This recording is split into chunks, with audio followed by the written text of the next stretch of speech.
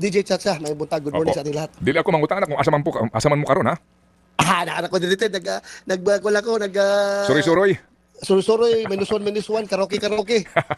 Anyway, sige po, salamat sa panahon. Go ahead, Cha. Oh. Yeah, Senator Bato, thank you po for being on the show. Senador, last time nung nakausap po namin kayo, sinasabi ninyo kung sakali man na maglalabas po ng arrest warrant ng ICC, willing po kayo na pumunta doon para rin masamahan na ang Pangulong Duterte. Ngayon parang nagbago po ang inyong isip.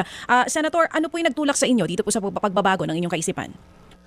Unang-una, DJ Chacha, no? Mukhang useless man kung andoon ako dahil parang ultimo nga yung si BP Sara at saka yung si A.S. Bingbong Medialdia ay hirap na makakonect doon sa kay Pangulong Duterte. So, how much more kung ako ay isang inmate din doon, no?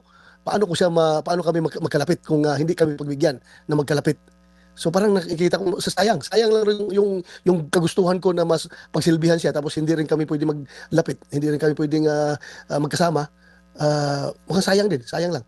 At saka ang pinakamabigat na rason dyan is talagang very clear sa lahat ng mga diskusyon na lumalabas.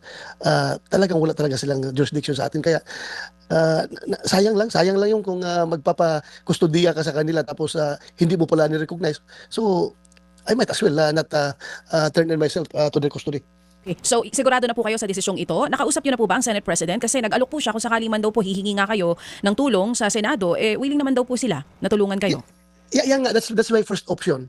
That's my first option talaga. I will exhaust all legal protections na pwedeng maibigay sa akin. Kagaya ng ino-offer ng ating Senate President.